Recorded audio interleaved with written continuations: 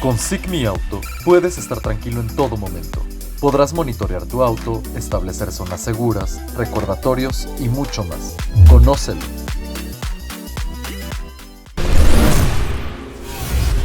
Con SICMI Auto, mejora tu experiencia de viaje con tu vehículo o moto. Localízalo, enciéndelo o apágalo desde tu smartphone.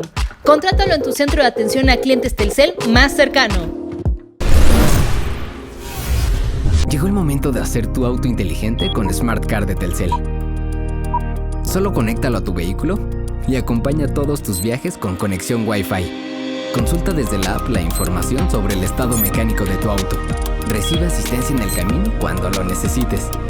Y rastréalo con un solo clic desde cualquier lugar. Cuenta la leyenda que en el majestuoso jardín de su palacio, la doncella Kunzi se enamoró de Chang, su pobre pero atento sirviente. Escandalizado por el indecoroso romance, el mandarín mandó a encerrar a su hija y la comprometió en matrimonio. Sin embargo, ella le hizo llegar a su amado una nota para avisarle que huiría con él el día de su boda. La fecha llegó y con ella la fuga, pero el orgullo pudo más que la distancia.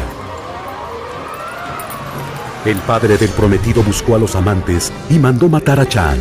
Abatida, su amada hizo arder el lugar en llamas, con ella adentro.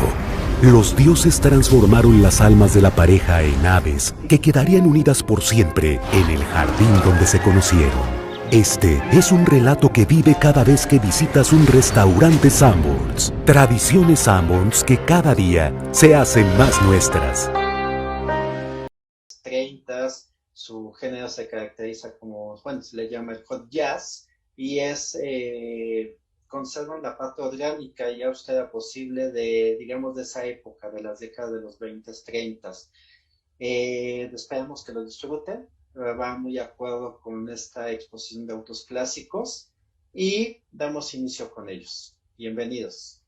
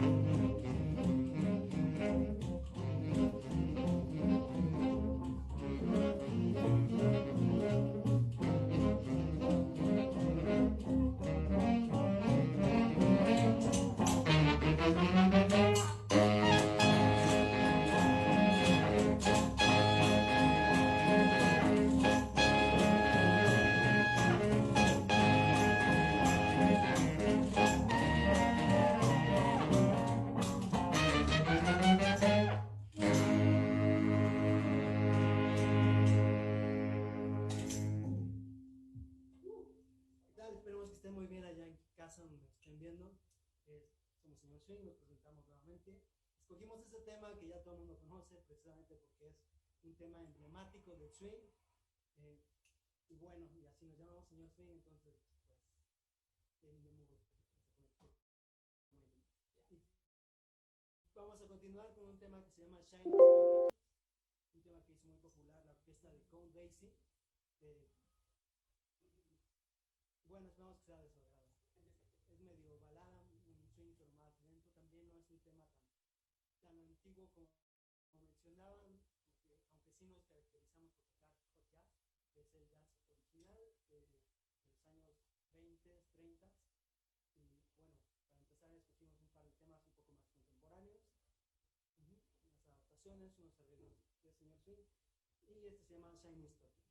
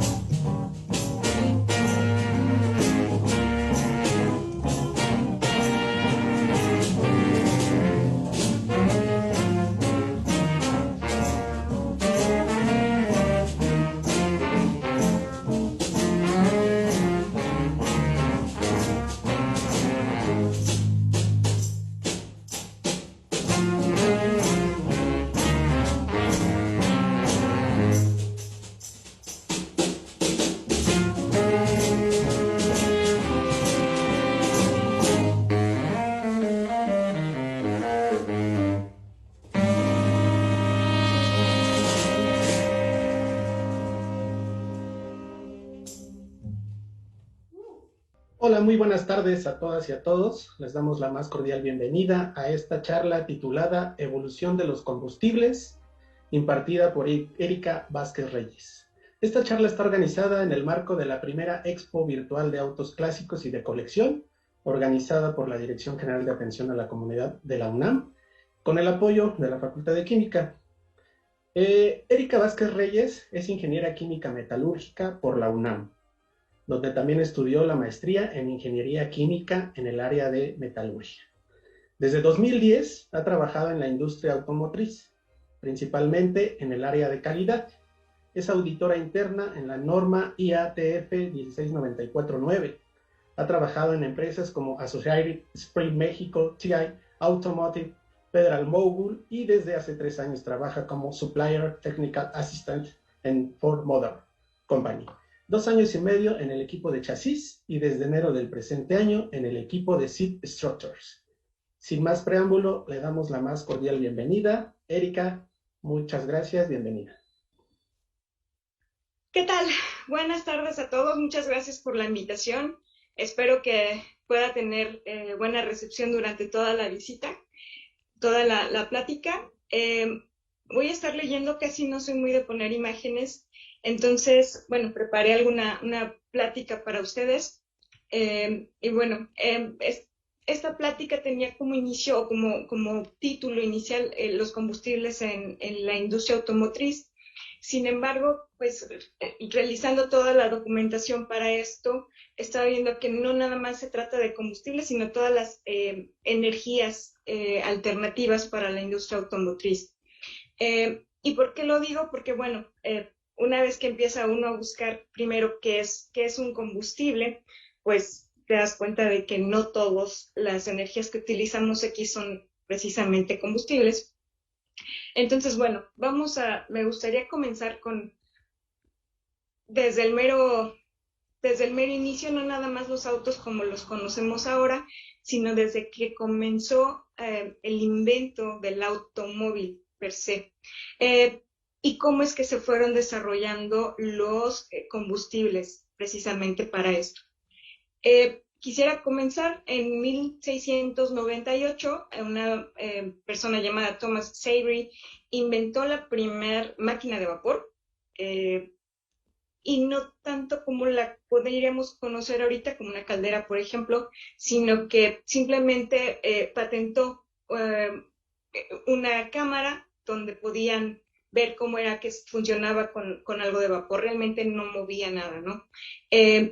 Para 1769 hay otra persona llamada Nicolas Joseph Cugnot, y él realizó un vehículo del tamaño de un tractor que estaba impulsado con vapor.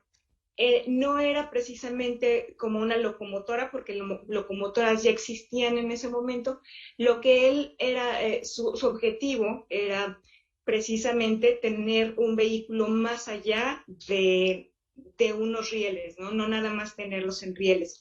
Podría decirse que ese es el primer automóvil que existió.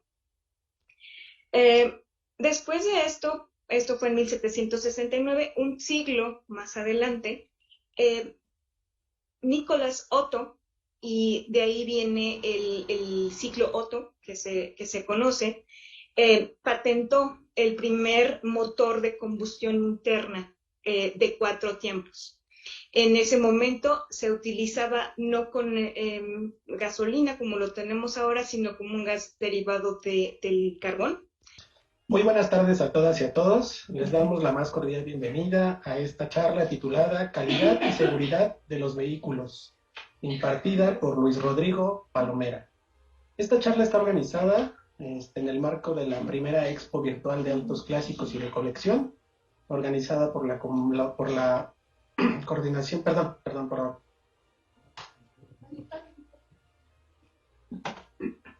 Disculpen. Está organizada por la Dirección General de Atención a la Comunidad de la UNAM, con el apoyo de la Facultad de Química. Luis Rodrigo Palomera es egresado de la carrera de Ingeniería Química Metalúrgica por la Facultad de Química de la UNAM y cuenta con un diploma en Ingeniería Aeroespacial por la Universidad de Delft en Países Bajos. Con 15 años de experiencia en la industria, se desempeñó en el grupo de materiales de Nissan Mexicana, de 2011 a 2017, donde fue responsable de mercado mexicano y brasileño, liderando actividades de reducción de costos y generando ahorros por $25 millones en un lapso de 4 años. Posteriormente, en Tata Steel, de 2017 a la fecha, se desempeña como ingeniero de soporte técnico, obteniendo un Customer Experience Recognition Award por sus seminarios online con diversas plantas de giro automotriz. Sin mayor preámbulo, Luis, te damos la más cordial bienvenida y muchas gracias. Gracias, Romarico. Buenas tardes a todos. Entonces, bueno, vamos a empezar con la plática. Como ya tuvieron a bien mencionarlo, vamos a hablar un poquito de calidad y seguridad de los vehículos. Al final de la sesión vamos a tener una ronda de preguntas y respuestas. Les pido que escriban. Entiendo que esto se está transmitiendo en vivo por Facebook. Los pueden escribir ahí sus preguntas, los pueden poner en el chat, etcétera. Al final de la sesión haré lo posible por responder todas. Les pido una disculpa, tomé algunas notas, entonces si me ven volteando, no es que esté viendo el celular, estoy viendo mis notas para no perder pues algunos comentarios que estaré haciendo durante la charla. Muy bien, entonces vamos a continuar. Vamos a hablar de varios temas hoy. En general, bueno, vamos a hablar de lo que es la percepción de calidad de un vehículo hacia nosotros como consumidores. ¿Qué requerimientos existen de calidad en un vehículo? ¿Qué es un recall? ¿O qué es esta terminología que cada vez escuchamos más dentro de la industria automotriz? Y un panorama, una visión muy, muy general de qué hace una armadora cuando tenemos un problema en campo, esto es ya en un vehículo que está siendo utilizado por un cliente, y bueno, ¿qué pasos siguen este tipo de investigaciones? Entonces, bueno, dando un panorama general, vamos a hablar de estos 5 temas. Vamos a hablar primero de esta percepción de calidad desde el punto de vista de garantías, cómo ha evolucionado este requerimiento de garantías en los vehículos conforme pasa el tiempo, empezando pues desde el vehículo que en mayor o menor medida todos hemos escuchado, el Ford T. ¿Qué garantías ofrecían los vehículos a principios del siglo anterior? Y bueno, cómo ha evolucionado este requerimiento tanto desde el punto de vista del consumidor como desde el punto de vista de oferta de las armadoras. Posteriormente vamos a hablar un poquito muy general, porque es un tema muy amplio, de los requerimientos de seguridad, cómo han incrementado los requerimientos de seguridad en los vehículos, como piezas o partes del vehículo que antes eran consideradas, por ejemplo, innecesarias o en algunos casos incluso cosméticas, cómo se ha avanzado hasta hacerlos un requerimiento de seguridad, no solo para el pasajero o para el conductor, sino en algunos casos incluso para los peatones en el caso de algún percance. Evidentemente, pues, se intenta en la medida de lo posible evitar este tipo de situaciones. Desafortunadamente, pues no, al existir todavía el factor humano, pues siempre estamos propensos a un error, tanto del conductor como del peatón. Algo también que vamos a platicar el día de hoy, muy general, otra vez, estas llamadas pruebas de choque, crash tests que realizan las armadoras previo a lanzar un vehículo al mercado. ¿Cuántas hay? ¿Para qué sirven? ¿Qué información nos pueden dar? Y sobre todo, a partir de ellas, cómo nosotros como consumidores podemos tomar una mejor decisión para comprar un vehículo. Muchas veces, al menos en mi experiencia, tanto familiar como con amigos, nos vamos solamente por qué coche me gusta más, cuál tiene el color que me gusta, etcétera, es que si puedo conectar el Bluetooth de mi teléfono, y ese tipo de cuestiones honestamente son irrelevantes. Lo que más debería preocuparnos a nosotros como consumidores, pues primero es la garantía del vehículo, la calidad como tal del ensamble del vehículo, y segundo, la seguridad. De nada sirve tener el mejor coche del mundo si en el caso de un percance, de un choque, pues no sobrevivo esta situación, ¿no? Posteriormente vamos a hablar de los recalls. ¿Qué es un recall? cuáles han sido los más grandes de la historia, cuántos vehículos han sido afectados, y vamos a también platicar, históricamente qué ha sucedido, y con algo vamos a hacer unas cuentitas muy sencillas para que nos percatemos de a qué nivel un error que uno podría considerar sencillo, un error que uno podría considerar trivial, tiene una afectación de cientos de millones de dólares para un armador. Posteriormente, y para finalizar la charla, vamos a hablar lo que les mencionaba, esto del análisis de campo, un panorama muy general de la evaluación de experiencia del usuario. Vamos a hablar de los conceptos de MIS, el Months in Service. Vamos a hablar de esta herramienta muy utilizada en los Estados Unidos y que cada vez más se está implementando en México, el J.D. Power, para que, sepamos qué herramientas tenemos nosotros como consumidores para, de alguna manera motivar algún cambio o motivar una mejora en el vehículo que utilizamos diariamente. Otra vez, no es solo una cuestión de confort. Ese es un punto relevante, pero en el caso de un percance, ¿qué pasa si detecto algún problema? Y de qué manera puedo yo como consumidor hacer que la armadora, que normalmente tenemos como un monstruo enorme, gigantesco, pues escuche mi voz como consumidor. Ok, entonces, sin más preámbulo, vamos a seguirnos con el tema de las garantías. Entonces, hablando de la historia de la garantía, por supuesto hubo vehículos anteriores al Ford T. Estamos hablando de principios del siglo XX, 1920, 1930. Obviamente hubo vehículos anteriores, pero creo que en la mente de todos nosotros el vehículo más, de alguna manera, icónico, con el que inició todo este cambio, toda esta historia, pues fue con el Ford T. Empezamos esto de la producción en serie, etc. Entonces, el Ford T. Ahí tenemos una imagen.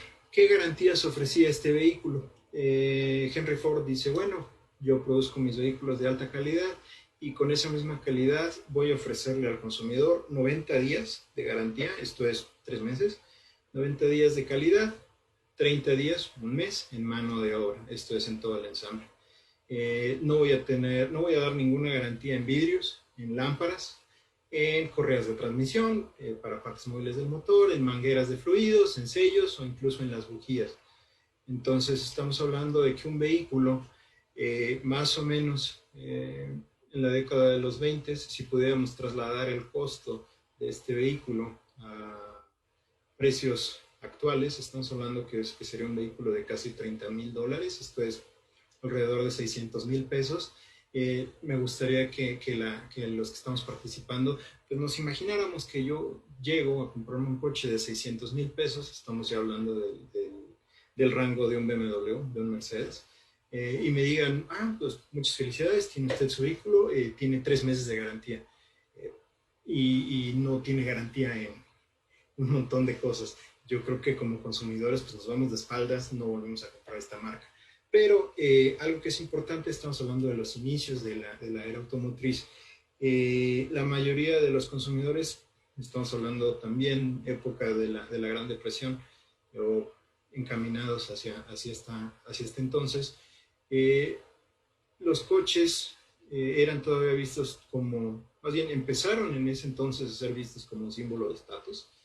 Empezaron a ser todavía un juguete de ricos, era todavía una novedad. Entonces, pues, si se te descomponía, pues lo llevabas al taller y te lo volvían a componer y pues te costaba mucho, poca lana, no importaba, lo podías pagar, ¿qué importa? ¿Qué pasa? Prosiguen las décadas, posterior a la década de los 20 se empieza los 30, se empieza todo este asunto de la Segunda Guerra Mundial, años 30, años 40. Obviamente la producción automotriz en aquel entonces pues se va al suelo. No hay prácticamente producción para vehículos en consumo doméstico. Estamos hablando de que la mayoría de las armadoras estaban construyendo pues armamentos de guerra, de motores para aviones, rifles, etc. Entonces pues no había la necesidad de preocuparnos. ¿Qué pasa? Conforme pasa el tiempo, bueno, termina la Segunda Guerra Mundial, el mercado automotriz tarda casi 10 años en recuperarse. Una vez que acaba la guerra en el 45, estamos hablando de que en el 54, 55, apenas las armadoras, entiéndase, pues las grandes que había en ese entonces en Estados Unidos, Ford, General Motors, Chrysler, el Big Three, apenas empiezan a recuperarse, apenas empiezan a retomar los niveles de producción que tenían previos a la guerra. Pues llega mucha gente con la alegría de haber sobrevivido a una guerra mundial, con mucho dinero, la generación llamada de los boomers, llega con mucho dinero para gastar, con mucho interés, pues de alguna manera reactivar la economía. Entonces empiezan a producir vehículos desde un punto de vista más estético que en un punto de vista más utilitario o de seguridad. Digamos que esta mentalidad sigue durante muchos años, hasta que eventualmente el consumidor, el mercado más grande para ese entonces eran los Estados Unidos, por obvias razones, el consumidor se da cuenta que pues está apoyando la industria pues nacional, la industria americana, pero la calidad no corresponde a lo que ellos imaginaban. Y es entonces cuando llegan los japoneses, años 60, años 70, al mercado americano, y pues le dan en la torre a toda la industria automotriz de este país.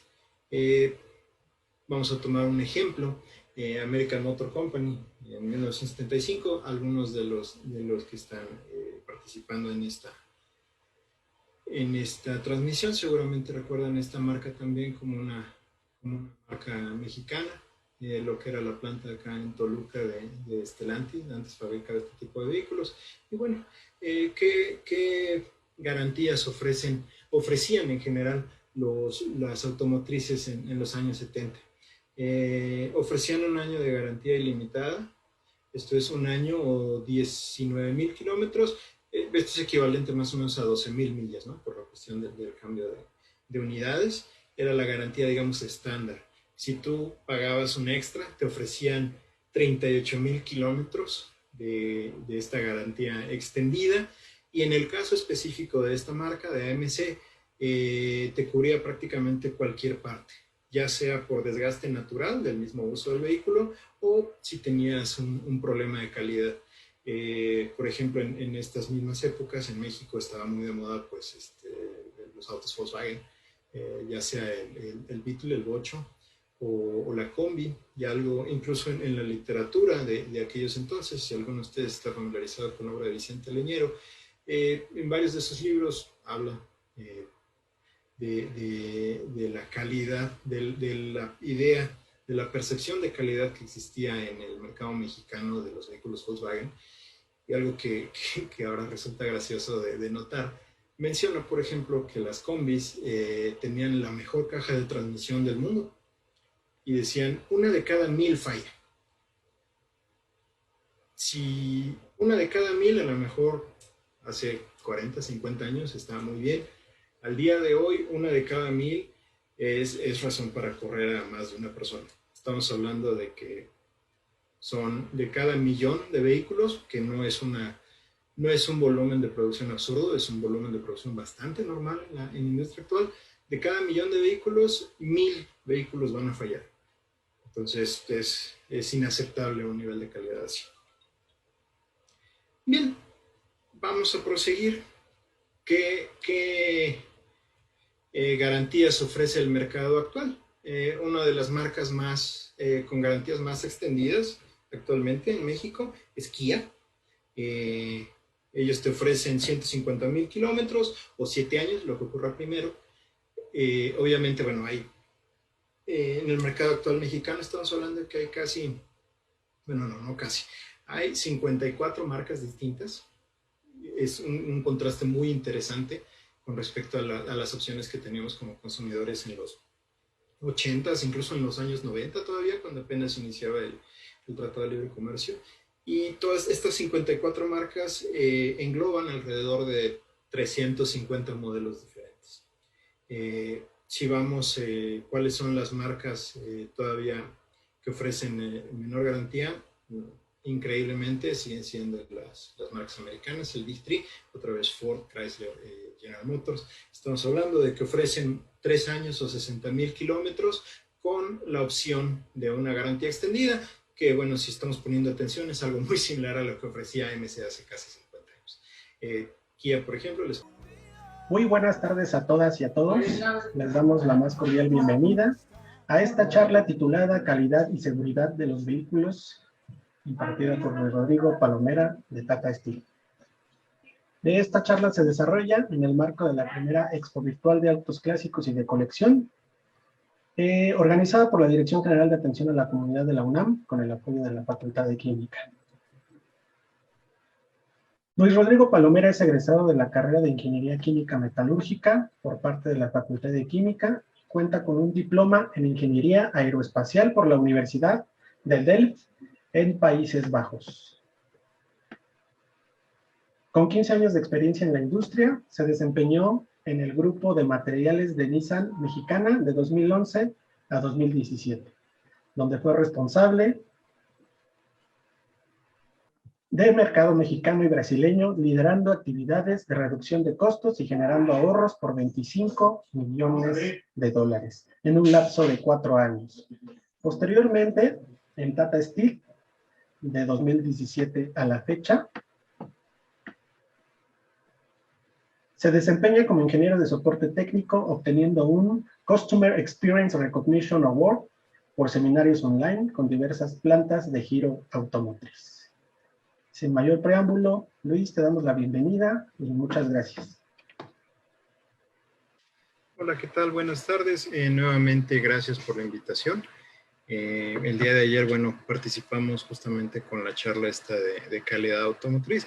Y ahora quisiera compartirles un poquito acerca de materiales, específicamente el área de la que estoy más familiarizado, el acero. Entonces, esta charla... quisiera antes que nada agradecer a la Federación Mexicana del Auto Antiguo y específicamente al Museo del Automóvil en Puebla. Cuando me invitan a hacer esta plática, dije, bueno, ¿qué puedo hacer diferente? ¿Qué puedo hacer yo para que esto sea más interactivo? Entonces, lo que hice fue, bueno, contactarme con el Museo del Automóvil en Puebla, que tiene una gran variedad de vehículos prácticamente de todo el siglo XX y siglo XXI, incluso tiene carrocerías. Si tienen la oportunidad, visítenlo. Pedí yo permiso para, bueno, dije, yo soy, mi cuestión laboral está enfocada en el acero. Dije, bueno, ¿qué tal si empezamos a hacer comparativas entre los vehículos que ha habido a través de los años en distintos países, en distintos mercados? Esto con la intención de entender cómo ha ido cambiando el acero, que es prácticamente del 70 al 80% del peso de la carrocería. ¿Cómo ha ido cambiando el acero a través de los tiempos? ¿Qué tipos de acero se han utilizado? ¿Qué espesores se manejaban? Etcétera. Entonces, esa es la orientación que vamos a darle. Se hicieron mediciones en vehículos que se tienen ahí en físico en el museo. Afortunadamente me dieron esa apertura, me dieron esa oportunidad. Y entonces, bueno, vamos a empezar. Voy a ir para, vehículos de principios del siglo pasado hasta el día de hoy, ha habido miles de modelos. Entonces, con la intención de simplificar, me voy a ir por décadas. Y la estructura de cada década va a ser prácticamente la misma. Vamos a hablar cómo se veía el mercado, quién producía más vehículos en esa década. Empecemos por 1920, la década, digamos, clásica, cuando estamos hablando de la historia de la industria automotriz. Esta década, si ustedes se ponen a investigar en la literatura, la mayoría de los autores le llaman la década vintage o la década, pues, de colección. Nos fijamos, por ejemplo, que en gran proporción, más del tal vez 80%. Las banderas que vemos aquí es un indicativo cualitativo, sin entrar en cuestión de números. Si el cuadro completo fuera el 100% de la producción mundial, ahí tenemos el top, en este caso el top 6 de los países que producían más vehículos. Nos damos cuenta que, por ejemplo, en la década de 1920, aproximadamente el 85% del volumen de producción de los vehículos en todo el mundo eran fabricados en Estados Unidos y más específicamente en la ciudad de Detroit.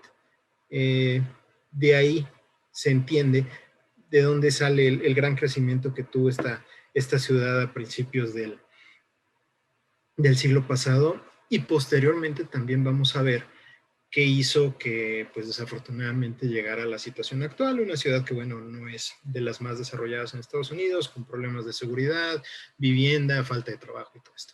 Entonces, bueno, década de 1920, vemos que Estados Unidos es el mayor productor, y adicional,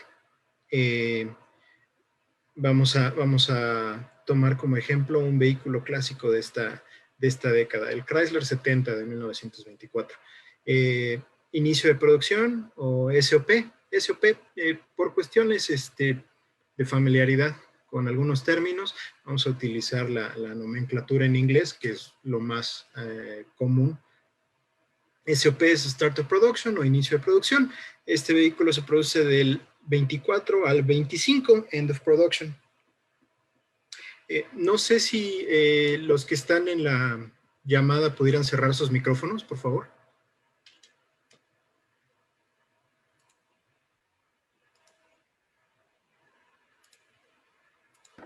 Se oye ahí un poquito de interferencia. Y lo checo.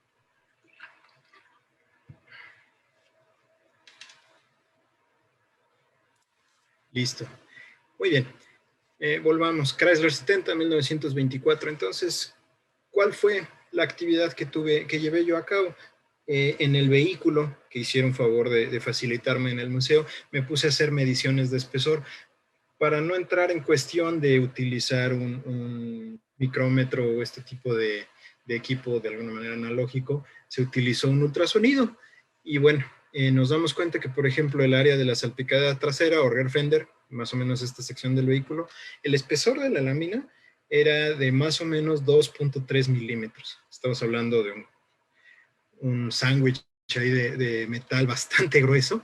Y se entiende porque, bueno, dentro del mismo diseño del vehículo todavía no se cambiaba esa mentalidad del vehículo como un carruaje tirado por caballos.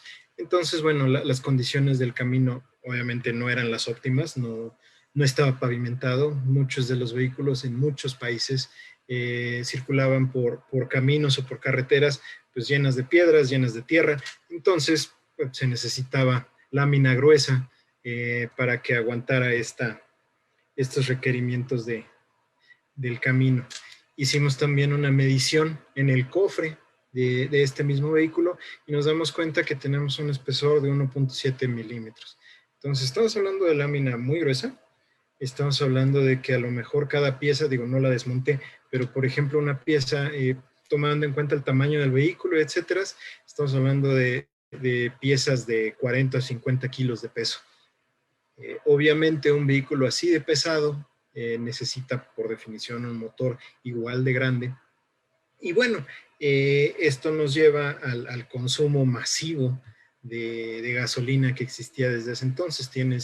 Si ustedes revisan la literatura, este tipo de vehículos, hablamos de motores V8, V12, etcétera, son los monstruos que tragaban gasolina como si no hubiera mañana.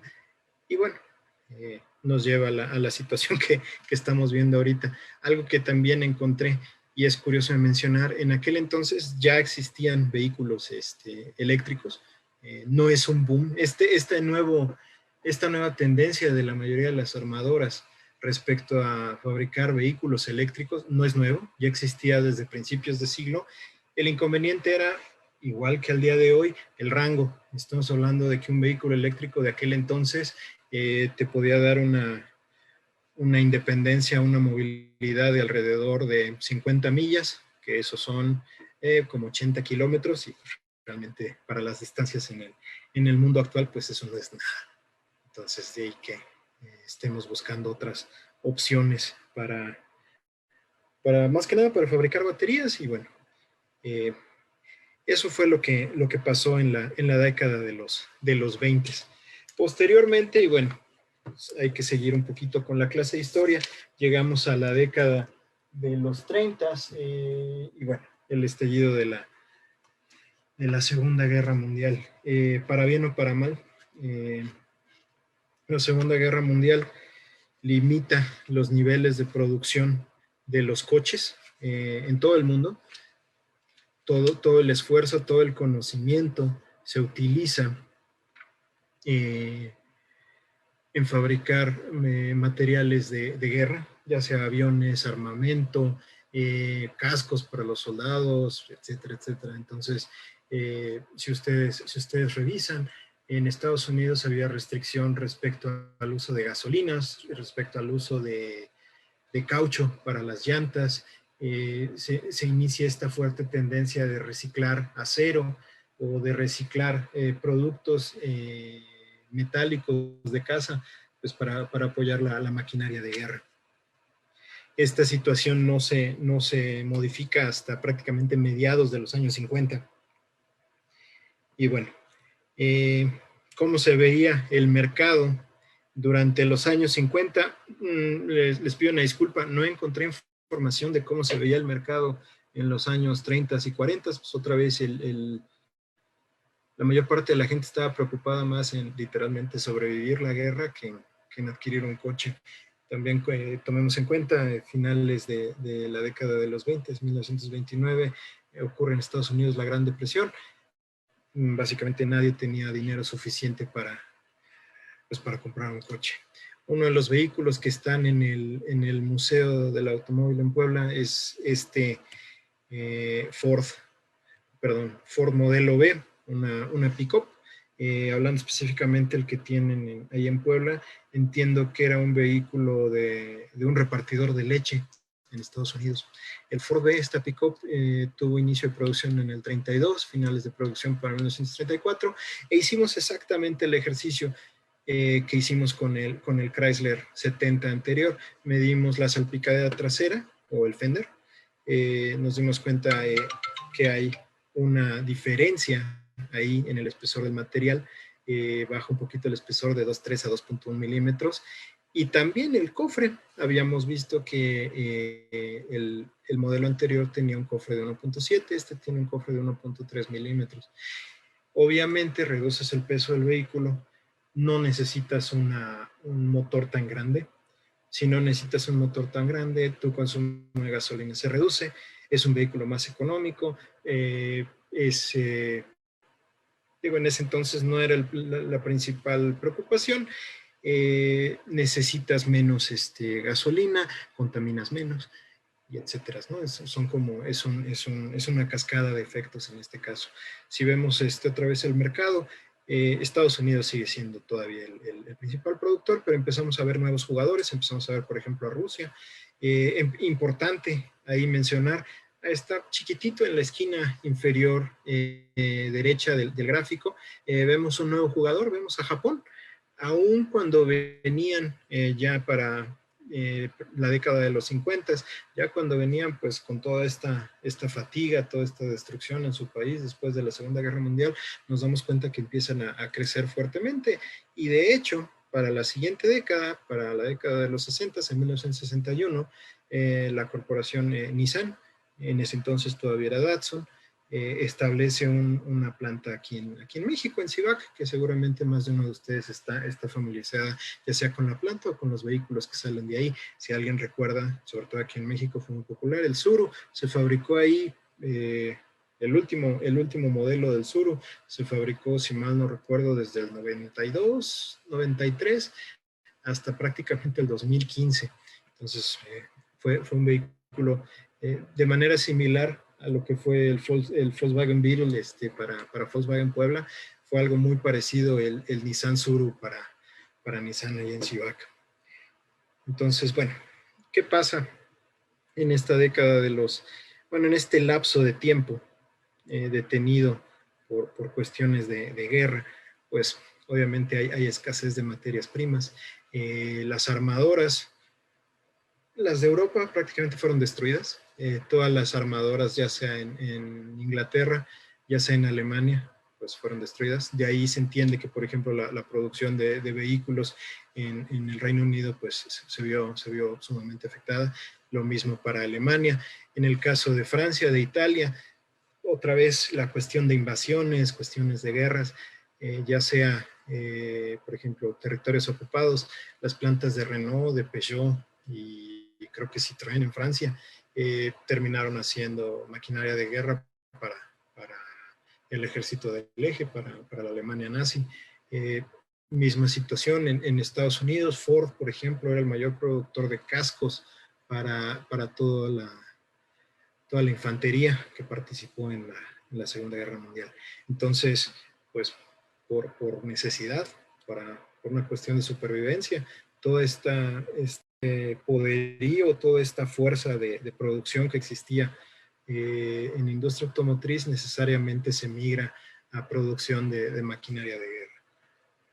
Y bueno, obviamente pues no es una condición ideal desde el punto de vista humano, por supuesto, desde el punto de vista de negocios tampoco, pero dentro de lo que cabe hubo cierto beneficio. El lapso que tuvo la Segunda Guerra Mundial, del 39 al 45, estamos hablando que en 6 años hubo un tremendo avance en tecnologías, tanto de manufactura como de control de calidad, como de mejora en los procesos productivos pues, de varios materiales, entre ellos el acero.